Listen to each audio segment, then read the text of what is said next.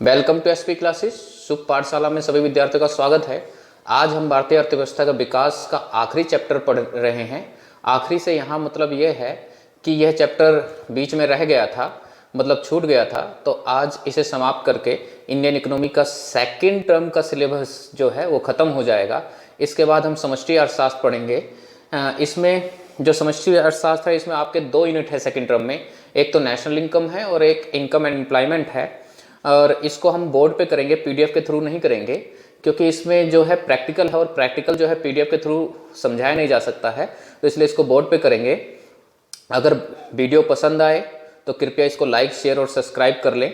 तो चलिए स्टार्ट करते हैं। आज हम इंडियन इकोनॉमी की सेकेंड टर्म का जो है आखिरी चैप्टर जो है पर्यावरण एवं सतत विकास। तो चलिए स्टार्ट करते हैं। क्या है पर्यावरण की अवधारणा, देखिए क्या है। तो पर्यावरण देखिए, पर्यावरण की अवधारणा में 1986 में पर्यावरण अधिनियम के अनुसार पर्यावरण के अंतर्गत जल, वायु, भूमि को तथा जल, वायु, भूमि, मनुष्यों और अन्य जीवित प्राणियों, पौधों, सूक्ष्म जीवों और संपत्ति में पाए जाने वाले अंतर संबंध से को शामिल किया जाता है। तो पर्यावरण के अंदर ये सारी चीजें आती हैं, जल, भूमि, वायु वगैरह सारी चीजें जो हैं पर्यावरण के अंतर्गत आती हैं। अब देखिए क्या है कि भाई पर्यावरण की हमें जरूरत क्यों है, कि पर्यावरण का महत्व क्या है। तो सबसे पहले देखिए, पर्यावरण उत्पादन के लिए संसाधन प्रदान करता है। अब उत्पादन के लिए संसाधन प्रदान करता है, अगर देखो चाहे इंडस्ट्री है, कोई भी सेक्टर है, तो पर्यावरण के ऊपर ही डिपेंड है। कच्चा माल जो है पर्यावरण से ही मिलता है। देखिए क्या है, पर्यावरण भौतिक संसाधनों जैसे खनिज, लकड़ी, पानी, मिट्टी आदि को शामिल किया जाता है, जो प्रकृति से निःशुल्क मिलता है हमें। ठीक है, तो ये जो कोई भी इंडस्ट्री हो वो बिना पर्यावरण के नहीं रह सकता है। उन्हें कुछ ना कुछ जो चीजें हैं वो पर्यावरण पे डिपेंड ही रखनी पड़ेंगी। सेकंड पॉइंट देखिए, पर्यावरण जीवन धारण में सहायक है। पर्यावरण के अंतर्गत सूर्य, मिट्टी, जल, वायु आदि को सम्मिलित किया जाता है, जो मानव जीवन के स्थायित्व के लिए महत्वपूर्ण उत्पादन है। तो भैया ये सारी चीजें, अगर जीवित रहना है तो मिट्टी भी चाहिए, जल भी चाहिए, वायु भी चाहिए, ये सारी चीजें पर्यावरण में होती हैं। तो इसलिए हमारे लिए पर्यावरण बहुत ज़्यादा महत्वपूर्ण हो जाता है। उसके बाद देखिए क्या है, पर्यावरण अपशिष्ट को आत्मसात करता है। अपशिष्ट को आत्मसात या खत्म करना, अपशिष्ट मतलब जो हम ये कूड़ा कचरा वगैरह निकालते हैं, तो क्या होता है धीरे धीरे पर्यावरण ही उसको ऑब्जर्व कर लेता है, खत्म कर देता है, पर्यावरण में ही वो समा जाता है। इतना सारा जो है एयर पोल्यूशन हो रहा है, वायु प्रदूषण हो रहा है, सब कहाँ जाता है भाई, पर्यावरण में ही जाता है वो सारी चीजें। ठीक है, तो इस तरह से जो पर्यावरण है वो अपशिष्ट को आत्मसात कर लेता है। अगर पर्यावरण नहीं रहेगा तो क्या होगा कि भाई अपशिष्ट कहाँ जाएंगे जो हम निकालेंगे ये सारी चीज़। वैसे तो पर्यावरण नहीं रहेगा तो हम जीवित ही नहीं रहेंगे। ठीक है, तो इसलिए भी पर्यावरण बहुत महत्वपूर्ण है। पर्यावरण जीवन की गुणवत्ता को बढ़ाता है। अब पर्यावरण में देखो बहुत सारी चीज़ें शामिल हैं, पर्वत है, पहाड़ है, जंगल है, सब कुछ है। हम घूमने जाते हैं वहाँ पर भाई उनसे हमें बहुत सारे संसाधन मिलते हैं, तो हम जो है जीवन की गुणवत्ता को, हमारे लाइफ के स्टैंडर्ड को जो है पर्यावरण क्या कर देता है, बढ़ा देता है, एक अच्छा जीवन देता है, स्टैंडर्ड ऑफ लाइफ जो है वो चेंज कर देता है। नेक्स्ट पॉइंट देखिए क्या है, पर्यावरण का संकट। अब ये पर्यावरण का संकट क्या है, देखिए पर्यावरण के संकट से अभिप्राय क्या है। पर्यावरण के संकट तब उत्पन्न होता है जब पर्यावरण की धारण क्षमता को प्राकृतिक संसाधनों के अत्यधिक शोषण के कारण चुनौती मिलती है। तो पर्यावरण के धारण क्षमता क्या होती है, मतलब जितना पर्यावरण जो है उत्पादन नहीं कर पा रहा है प्राकृतिक संसाधनों को, उससे ज्यादा जो है खत्म करना। तो इस तरह से पर्यावरण में एक संकट उत्पन्न हो जाता है। पर्यावरण के अगर ऐसा संतुलन नहीं बना होगा कि भाई जितना पर्यावरण जो है उत्पादन कर रहा है उतना ही हम उसको जो पर्यावरण है उसको उतना ही हम हरास करें, तब तो संतुलन बना रहेगा। लेकिन पर्यावरण उत्पादन नहीं कर पा रहा है और हरासमेंट ज़्यादा हो रही है, पर्यावरण को शोषण ज़्यादा हो रहा है, पर्यावरण से पेड़ों को ज़्यादा काटा जा रहा है, पर्वतों को गिराया जा रहा है जिससे उसको प्लेन एरिया बनाया जा सके। तो इससे क्या होगा कि भाई पर्यावरण संकट उत्पन्न होगा। जो पर्यावरण जिस प्रकार से है वो बिल्कुल परिवर्तित हो जाएगा। अभी देखो वर्तमान समय में भी हम बहुत सारी चीज़ों को झेल रहे हैं, जैसे ग्लोबल वार्मिंग हो गई। ठीक है, तो ये सब पर्यावरण में चेंज ही तो है, वो हमारे कारण ही हो रहा है। अब देखिए प्राकृतिक संसाधनों का शोषण पर्यावरण की धारण क्षमता से अधिक होता है। तो देखिए जितना धारण मतलब जितना उत्पादन नहीं कर पाता है उससे ज़्यादा क्या हो रहा है, प्राकृतिक संसाधनों का शोषण हो रहा है। अथवा जब अपशिष्टों का सृजन पर्यावरण की अवशेषी क्षमता से अधिक होता है। अपशिष्ट मतलब वही जो मैंने बताया कि भाई हम कूड़ा कचरा वगैरह ये सारी चीजें जो हैं पर्यावरण में फेंक देते हैं, तो जब ये बहुत ज्यादा होगा और पर्यावरण उसको अपने अंदर आत्मसात नहीं कर पाएगा, पर्यावरण उसको खत्म नहीं कर पाएगा, तो क्या होगा, इससे पर्यावरण का शोषण होता है। आगे देखिए, पर्यावरण की धारण क्षमता से क्या अभिप्राय है। हमने देखो ऊपर यहाँ पर हमने धारण की बात की थी भाई, धारण क्षमता, तो उससे क्या अभिप्राय है, वैसे मैं बता चुका हूं लेकिन फिर भी देख लीजिए। इससे अभिप्राय प्राकृतिक संसाधनों के शोषण की दर और इन संसाधनों के पुनर्जनन की दर के बीच संतुलन की स्थिति से है। मतलब कि अगर शोषण की दर ज्यादा होगी और पुनर्जनन की जो है दर कम होगी तो क्या होगा, पर्यावरण संकट उत्पन्न होगा, पर्यावरण का शोषण होगा। अगर दोनों में संतुलन बना रहेगा तो समस्याएं नहीं होंगी। मतलब जितनी दर से पर्यावरण का हरासमेंट हो रहा है उतनी दर से अगर पर्यावरण उसको उत्पादन करेगी, या जितनी दर से पर्यावरण उसको उत्पादन कर रही है उतना ही अगर हरासमेंट होगा तो पर्यावरण में संतुलन बना रहेगा। परंतु अगर पर्यावरण उत्पादन नहीं कर पा रही है और हरासमेंट ज्यादा हो रहा है तो इससे क्या होगा कि भाई पर्यावरण का क्या होगा, शोषण होगा। ठीक है, तो आगे देखिए क्या है, पर्यावरण की अवशेषी क्षमता। अब हमने इससे पहले ही बात किया है कि जो अपशिष्टों को है वो आत्मसात कर लेती है, अवशेष कर अपने अंदर समाहित कर लेती है, तो उसको अवशेषी क्षमता कहा जाता है। देखिए इससे क्या है, इससे अभिप्राय अर्थव्यवस्था में उत्पादन और उपभोग क्रियाओं के कारण उत्पन्न होने वाले अपशिष्ट को सोखने की क्षमता है। तो अपशिष्ट मतलब मैं बता ही चुका हूं, जो कूड़ा कचरा है, जो बेकार चीजें हैं, ठीक है, उसको अपशिष्ट कहा जाता है।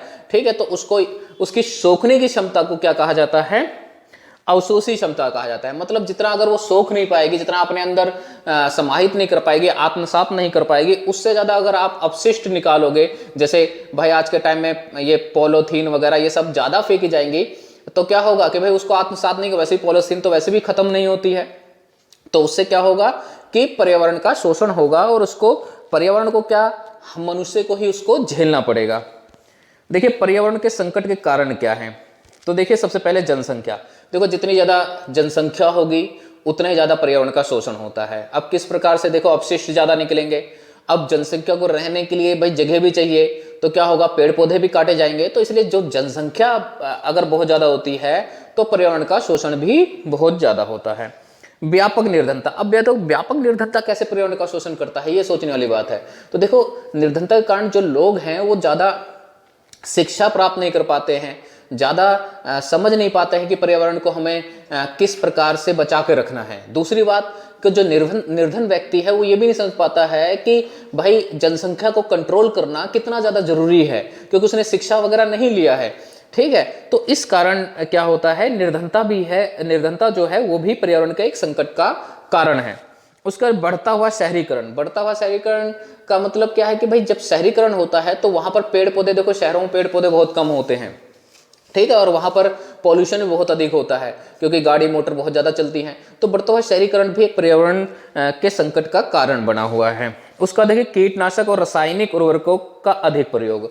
अब देखो इससे पहले तो हमारे यहाँ जो कृषि चलती थी वो जैविक कृषि चलती थी, परंतु जब हमारा देश आज़ाद हुआ और पहली पंचवर्षीय योजना बनी थी, उसके बाद क्या हुआ कि भाई जो बीज थे वो बदल दिए गए और केमिकल वाले खाद वगैरह यूज करने लगे।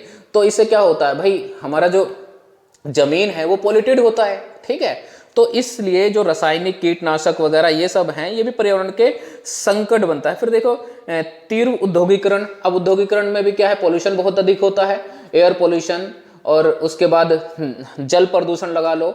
ठीक है, तो ये सारी चीजें जो है पर्यावरण के संकट के कारण है। फिर नागरिक मानदंडों को अनदेखा करना। अब नागरिक मानदंड क्या है कि जैसे हमने उससे पहले धारण क्षमता और इन सारी चीजों को कहा था कि भाई एक नागरिक को ये चीज ध्यान में रखना चाहिए कि उसे पर्यावरण भी बचाना है। पर्यावरण को किस प्रकार से बचाना है, ये नहीं कि वो सिर्फ ये सोचे कि उसे डेवलप करना है, और डेवलप किस बिहाफ पे करना है कि भाई पर्यावरण को नष्ट करके करना है। यही तो हम सतत विकास पढ़ेंगे कि भाई सतत विकास का मतलब क्या है कि भाई किसी तरह से पर्यावरण को बचाते हुए विकास करना है, यही हमें इसमें पढ़ना है। तो डेवलपमेंट के नाम पे ऐसा ना हो कि भाई पूरे पर्यावरण को नष्ट कर दिया जाए और इसको जो आने वाली पीढ़ी को झेलना पड़े। ठीक है, तो क्या है, नागरिक मानदंडों को अनदेखा करना। मतलब नागरिक का ये कर्तव्य बनता है कि भाई वो पर्यावरण को बचा कर रखे, साफ सुथरा करके रखे। ठीक है, कूड़ा कचरा यहीं कहीं ना फेंक दे। तो ये सारी चीजें भी ध्यान देने वाली बात है, ये भी एक पर्यावरण का संकट है। नेक्स्ट पॉइंट देखिए क्या है, सतत विकास। अच्छा, ये सतत विकास जो है इसको इंग्लिश में सस्टेनेबल डेवलपमेंट कहा जाता है और इसका दूसरा नाम धारणीय विकास भी है। तो बच्चों कंफ्यूज मत हो जाना कहीं धारणीय विकास लिखा आ जाए, ठीक है। तो इसका दूसरा नाम धारणीय विकास भी है। अब सतत विकास होता क्या है, थोड़ी हिंट में दे चुका हूं ऊपर। देखिए, सतत विकास या धारणीय विकास आर्थिक विकास की वह प्रक्रिया जिसका उद्देश्य प्राकृतिक निधि तथा पर्यावरण के संदर्भ में भावी पीढ़ी के जीवन की गुणवत्ता को हानि पहुंचाए बिना वर्तमान पीढ़ी के जीवन की गुणवत्ता की वृद्धि करना है। तो मतलब कि यहां पर यह है कि भाई बिना पर्यावरण को नुकसान पहुंचाए और भविष्य के लिए जो भावी पीढ़ी आएगी भविष्य के लिए उन सब के लिए भी संसाधनों को बचाते हुए डेवलपमेंट करना है, ठीक है। तो देखो, जो ये सतत विकास है या धारणीय विकास है, ये विकास का अगला चरण है, ठीक है। अगला चरण मतलब पहले विकास का मतलब क्या था भाई, इंडस्ट्री वगैरह लगाना, ये सारी चीजें, प्रोडक्शन करना, जीडीपी बढ़ाना, ये सारी चीजें। लेकिन उसका अगला चरण ये है कि ठीक है भाई, तुम जीडीपी वगैरह बढ़ा रहे हो, कोई दिक्कत नहीं है, परंतु ये भी तो ध्यान रखो कि भाई पर्यावरण कितना जरूरी है, ठीक है। और आप भविष्य के लिए क्या छोड़ रहे हैं, सारे संसाधन अभी यूज कर लेंगे तो भविष्य में क्या रह जाएगा, ठीक है। तो उन सब चीजों को बचाते हुए क्या करना, विकास करना, सतत विकास है। पर्यावरण को बचाते हुए और भविष्य के लिए संसाधनों को बचाते हुए सतत विकास है या धारणीय विकास कहलाता है। तो इसको विकास का अगला चरण कह सकते हैं। सतत विकास की अवधारणा पर पहली बार संयुक्त राष्ट्र पर्यावरण और विकास सम्मेलन में बल दिया गया था। और ये कब दिया गया था, 1987 को। ये मैं पहले ही ऊपर बात कर चुका हूं। विकास की व्यापक रूप से परिभाषा ब्रूडलैंड कमीशन में प्रकाशित किया गया। तो ये 1 मार्क्स में आ सकता है कि भाई कब किया गया, ये सारी चीजें। तो ये इसलिए मैंने इसको कर दिया है क्योंकि अभी ये डिसाइड नहीं हुआ है कि 1 मार्क्स के क्वेश्चन आएंगे नहीं आएंगे। हो सकता है कि सेकंड टर्म में 3-4 क्वेश्चन दे दिए जाए 1 मार्क्स के, ऐसा भी हो सकता है। तो थोड़ी चीजें ध्यान रखनी पड़ेगी। उसका देखिए, सतत विकास की विशेषताएं क्या है। व्यक्तियों को प्रमुख स्थान देना। अब सतत विकास क्या करता है, अब विकास में क्या था, सिर्फ डेवलपमेंट को ध्यान दिया जा रहा था कि भाई डेवलपमेंट कैसे भी करना है। अब यहाँ पर व्यक्तियों को स्थान देना। व्यक्तियों को स्थान देना मतलब भविष्य में जो आने वाली पीढ़ी है उनका ध्यान रखना, इसकी एक मुख्य विशेषता है कि भविष्य में जो आने वाली पीढ़ी है उनके लिए ऐसा ना हो कि कुछ बचे ही ना, ठीक है। तो व्यक्तियों को प्रमुख स्थान देना। उसके बाद है समानता पर जोर देना। अब समानता पर जोर देना का सिद्धांत क्या है कि भाई समानता पर जोर देने का सिद्धांत यहां पर यह है कि जो विकास अभी चल रहा है, ठीक है, अगर उसी तरह से विकास होता रहेगा तो भविष्य के लिए कुछ बचेगा नहीं, तो समानता कहाँ रह जाएगी, भविष्य के लिए भी तो कुछ बचा कर रखो। तो देखिए, सतत विकास समानता तथा सामाजिक न्याय के सिद्धांत पर आधारित है। पर्यावरण पे सबका हक है। ऐसा ना हो कि जहां इंडस्ट्रीज वगैरह ये सारी चीजें स्टेब्लिश हो रही है वो पर्यावरण को इतना नुकसान दे दे कि और लोगों को भी दिक्कतें होने लगे। उसका है मानव विकास। अब देखिए क्या है, सतत विकास में गरीबी को कम करने पर, रोजगार पर, सामाजिक एकीकरण और पर्यावरण के नवीनीकरण पर जोर देने के साथ साथ सामाजिक क्षेत्र में शिक्षा, स्वास्थ्य इत्यादि पर अधिक जोर दिया गया है। अब देखिए, विकास में भी ये सारी चीजें थी कि भाई शिक्षा पे भी जोर दिया जाए, ठीक है, और जीडीपी भी बढ़ाया जाए, राष्ट्रीय आय भी बढ़ाया जाए, ये सारी चीज विकास में भी थी, हैं। परंतु यहां पर बस ये है कि पर्यावरण को बचाते हुए और भविष्य के बारे में ध्यान रखते हुए ये सारी चीजें हमें प्राप्त करनी है। नेक्स्ट पॉइंट देखते हैं क्या है, पर्यावरण संरक्षण। अब ये तो हम बार बार रिपीट कर रहे हैं कि भाई सतत विकास का एक मेन बिंदु यही है कि पर्यावरण को संरक्षित रखना है, पर्यावरण को बचा कर रखना है। गुणात्मक सुधार। देखिए, गुणात्मक सुधार में क्या है, सतत विकास में पर्यावरण को केवल संरक्षित नहीं किया जाता है बल्कि उसमें गुणात्मक सुधार किया जाता है। गुणात्मक सुधार देखो कि अब धीरे धीरे क्या हो रहा है, जैविक कृषि जो कह सकते हो कि 2000 से लेकर और 2015-17 तक बहुत ज़्यादा मतलब लोगों ने जैविक कृषि करना ही छोड़ दिया था, या 1991 में जब हमारे यहाँ देश में एलपीजी आई उसके बाद ज़्यादा केमिकल वगैरह यूज होने लगे थे। अब देखो कि मार्केट में जैविक कृषि और इन सब चीज़ों को वैल्यू बढ़ रही है। जो जैविक तरीके से फल फ्रूट का उत्पादन हो रहा है उन सबकी वैल्यू बढ़ रही है, ठीक है। और वो थोड़े ये है कि उन पे मेहनत करना पड़ता है और इतना प्रोडक्शन नहीं हो पाता है, इसलिए थोड़े महंगे होते हैं, परंतु फिर भी उनकी आज के टाइम में वैल्यू बढ़ रही है। तो इसलिए इस तरह से देखा जाए तो अगर हम सतत विकास की तरफ बढ़ते हैं तो जीवन की गुणवत्ता में भी सुधार लेकर आते हैं, क्योंकि हम जो आज के टाइम में फल फ्रूट वगैरह ये सारी चीजें खाते हैं वो केमिकल वाली होती हैं। अभी आप देखोगे कि भाई युवा पीढ़ी मतलब 32-34 साल के लोगों को हार्ट अटैक इन सब चीज़ों की बीमारियां हो जा रही हैं। वो रीजन यही है कि हम केमिकल वाला खाना खाते हैं। इसलिए आज के टाइम में सतत विकास के द्वारा जैविक कृषि को प्रोत्साहित किया जा रहा है, जैविक कृषि की तरफ बढ़ा जा रहा है, जिससे क्या हो सके कि हमें जो खाना है कम से कम वो तो अच्छा मिल सके। ठीक है, तो ये है कि भाई जीवन की गुणवत्ता को बढ़ाता है। अब जीवन की गुणवत्ता के सुधार करने का इसमें ये भी समझ सकते हो कि भाई सतत विकास में क्या है कि हमने शिक्षा, स्वास्थ्य वगैरह इन सब चीजों की भी बात की है। तो ये भी क्या है कि भाई हमारे लाइफ के स्टैंडर्ड को चेंज करता है। अब सतत विकास की रणनीतियां, अब सतत विकास किस प्रकार से प्राप्त किया जा सकता है, क्या रणनीति है उनकी, ये देखना है। तो देखिए, ऊर्जा के गैर पारंपरिक स्रोत पर निर्भरता। अब देखो आता है कि भाई ऊर्जा के पारंपरिक स्रोत कौन से और गैर पारंपरिक स्रोत कौन से हैं। तो इसमें होता क्या है कि बच्चे जब ये होता है कि भाई पारंपरिक स्रोत की बात की जाती है तो बच्चे उसमें लकड़ी, उपले, गोसे ये सब लिख देते हैं। ये पारंपरिक स्रोत नहीं है। पारंपरिक स्रोत जो है वो पेट्रोलियम है हमारा, ठीक है।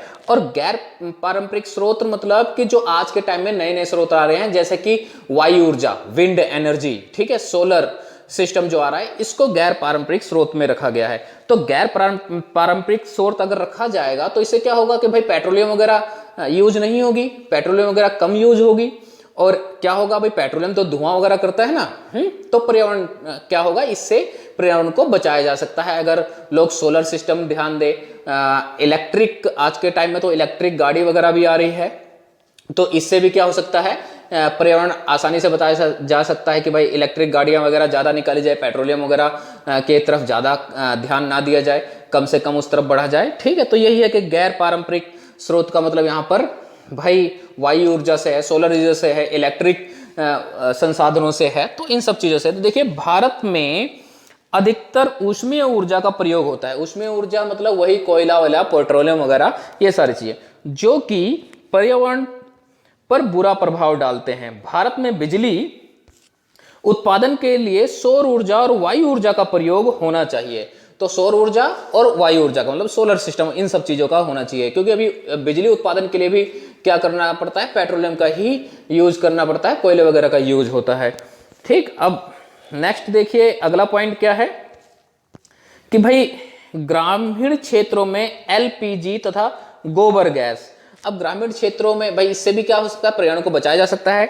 भाई अगर गैस सिलेंडर, जैसे ग्रामीण क्षेत्र है, ग्रामीण क्षेत्र में लकड़ी वगैरह, उपले वगैरह ज़्यादा यूज किए जाते हैं, जैसे धुआं वगैरह होता है, वायु प्रदूषण होता है। ठीक है, तो देखिए क्या है, ग्रामीण क्षेत्रों में ऊर्जा के गैर वाणिज्यिक स्रोत जैसे लकड़ी, उपले आदि का प्रयोग होता है, जिससे पर्यावरण पर प्रतिकूल प्रभाव होते हैं।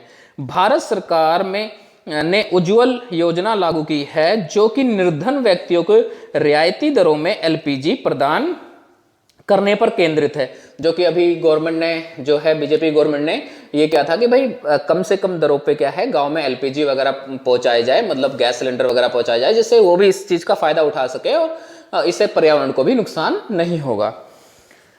नेक्स्ट पॉइंट, वायु शक्ति का प्रयोग किया जाए। हम ऊपर बात ही कर चुके हैं कि भाई विंड एनर्जी का यूज किया जाए इलेक्ट्रिसिटी वगैरह बनाने के लिए, और सारी चीज़ों में भी विंड एनर्जी का यूज किया जाए। सोलर शक्ति का प्रयोग किया जाए, ये भी हम बात कर चुके हैं। देखो, सौर ऊर्जा द्वारा बिना पर्यावरण की हानि पहुंचाए बिजली का उत्पादन किया जा सकता है।